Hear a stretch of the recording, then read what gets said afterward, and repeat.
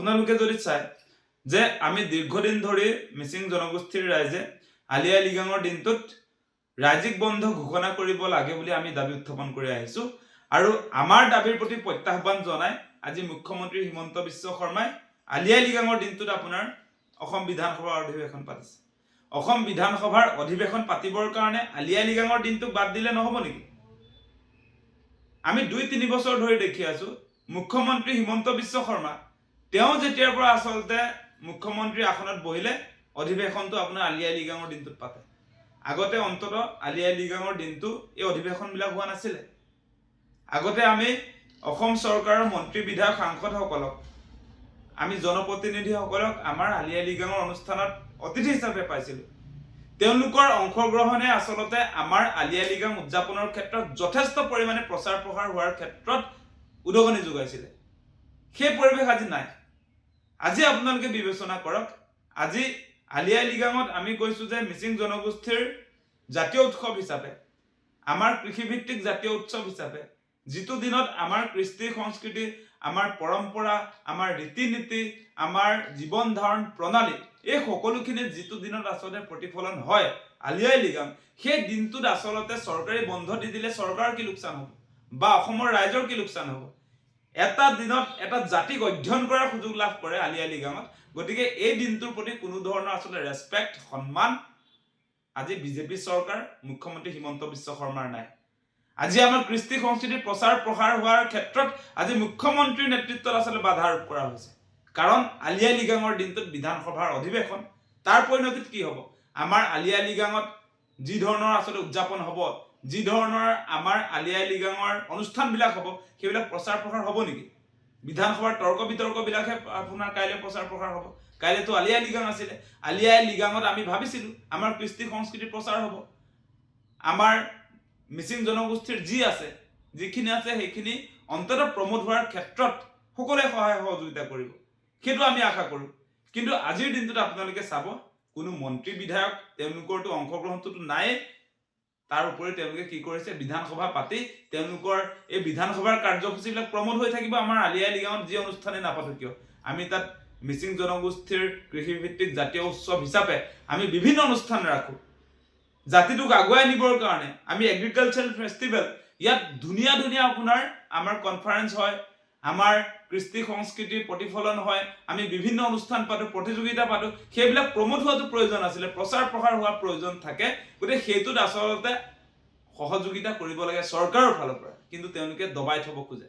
আজি মিচিং জনগোষ্ঠীক বেয়া পায়, সেইকাৰণে আলি আই লৃগাঙৰ দিনটোত মিচিং জনগোষ্ঠীৰ জনপ্ৰতিনিধিবিলাকেও আপোনাৰ আমাৰ আলি আই লৃগাং অনুষ্ঠানত আজি থাকিব নোৱাৰে। আজি 3 বছৰমান হৈছে বিধানসভাৰ অধিৱেশন, সেইকাৰণে আপোনাৰ মিচিং ৰাইজৰ জাতীয় উৎসৱটোত মিচিং জনপ্ৰতিনিধিজনেও আপোনাৰ উপস্থিত থাকিব নোৱাৰে। আমি বিচাৰিছো কি?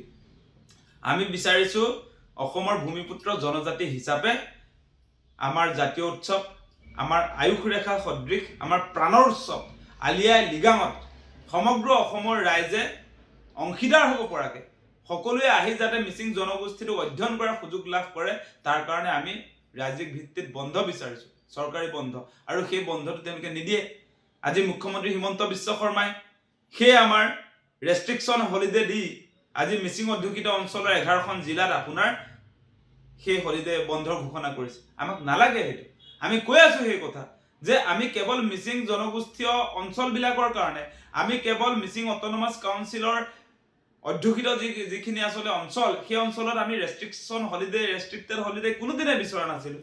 আমি বিচাৰিছিলোঁ আমাৰ গোটেই অসমত যাতে চৰকাৰী বন্ধ ঘোষণা কৰা হয়, মিচিং জনগোষ্ঠীটোৰ প্ৰতি আচলতে ৰেছপেক্টটো যাতে চৰকাৰে দিয়ে, সেই কথা আমি উত্থাপন কৰিছিলোঁ।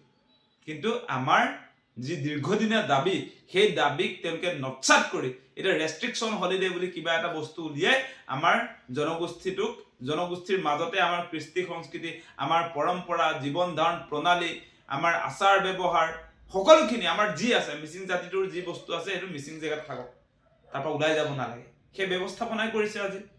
গতিকে কোনো কাৰণতে আমি মিচিং জনগোষ্ঠীৰ ৰাইজে আলি আই লৃগাঙত ঘোষণা কৰা সেই ৰেষ্ট্ৰিক্টেড হলিডে আমি বিচৰা নাই। আমাক সেইটো নালাগে। আমাক সন্মান সহকাৰে আলি আই লৃগাঙৰ দিনটোত চৰকাৰী ভিত্তিত, চৰকাৰী ৰাজ্যিক বন্ধ ৰাজ্যিক ভিত্তিত আচলতে বন্ধ ঘোষণা কৰিব লাগে, সেই দাবী আমি উত্থাপন কৰিছো। আজি দুখ লাগে বহুত কথা ক'বলৈ, যে আজি আপোনালোকে চাব বিজেপি চৰকাৰৰ দিনত আজি ভাতৃ তৃতীয়া, টুচু পূজা, আজি ছট পূজাত ৰাজ্যিক বন্ধ ঘোষণা কৰা হৈছে, কিন্তু আমাৰ মিচিং জনগোষ্ঠী ট্ৰাইবেল যে এতিয়া আমাক নিদিয়ে। জনজাতি হিচাপে সন্মান অলপ প্ৰদৰ্শন কৰিব লাগে, কিন্তু তেওঁলোকে নিদিয়ে। আজি ছট পূজা বিহাৰতো অনুষ্ঠিত হয়, বিহাৰত আছে সেইটো আপোনাৰ বন্ধৰ তালিকাত, অসমতো দি দিয়া হ'ল। আমাৰ মিচিং ক'ত আছে? মিচিং অসমতহে আছে, মিচিং অসমৰ ভূমিপুত্ৰ। গতিকে মিচিংসকলৰ প্ৰতি কোনো ধৰণৰ ৰেচপেক্ট আজি আপোনাৰ বিজেপি চৰকাৰ নাই। আমি দেখিছোঁ সেই পৰিৱেশ।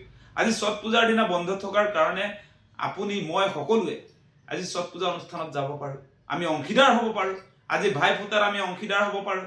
আজি আপোনাৰ আলি আই লৃগাঙত কোনো মানুহে আজি আপোনাৰ চেলিব্ৰেশ্যন কৰিবৰ কাৰণে, অংশীদাৰ হ'বৰ কাৰণে, সহযোগিতা কৰিবৰ কাৰণে কোনেও সুযোগ নাপায়, কোনেও যাব নোৱাৰে। আমাৰ মিচিং জনগোষ্ঠীয় লোকেও আপোনাৰ চেলিব্ৰেশ্যন কৰিব নোৱাৰে, যিবিলাক আপোনাৰ মিচিং অট'নমাছ কাউন্সিলৰ বাহিৰত আছে।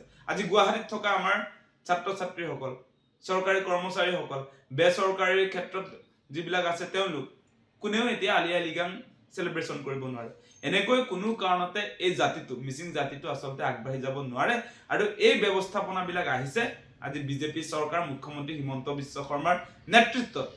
গতিকে তেওঁলোকেও অন্তত আগৰ চৰকাৰে নিদিলে, বিজেপি চৰকাৰেও দিব পাৰিব লাগিছিলে। ট্ৰাইবেলৰ চৰকাৰ বুলি যে কৈ থাকে, মিচিং জনগোষ্ঠীৰ ট্ৰাইবেল নহয় নেকি?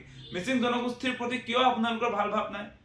আজি যদি মিচিং জনগোষ্ঠীৰ প্ৰতি অলপ সন্মান থকা হ'লে আলি আই লৃগাঙৰ দিনটোত আপোনাৰ অসম বিধানসভাৰ অধিৱেশন পাতিব নোৱাৰিলেহেঁতেন। গতিকে মুখ্যমন্ত্ৰী হিমন্ত বিশ্ব শৰ্মা ডাঙৰীয়া, অন্যায় বহুত দেখিছোঁ আমি। কোনো কাৰণতে এনেকৈ এটা জনজাতিক, আপোনাৰ ভূমিপুত্ৰ, অসমৰ দ্বিতীয় লাৰ্জেষ্ট জনসংখ্যাৰ আপোনাৰ জনগোষ্ঠী হিচাপে মিচিং জনগোষ্ঠীৰ বিৰুদ্ধে এনেকুৱা সিদ্ধান্ত নল'ব। সন্মান সহকাৰে কৈছোঁ, আপুনি অতি শীঘ্ৰে মিচিং জনগোষ্ঠীৰ জাতীয় উৎসৱ আলি আই লৃগাঙত ৰাজ্যিক ভিত্তিত চৰকাৰী বন্ধ ঘোষণা কৰক।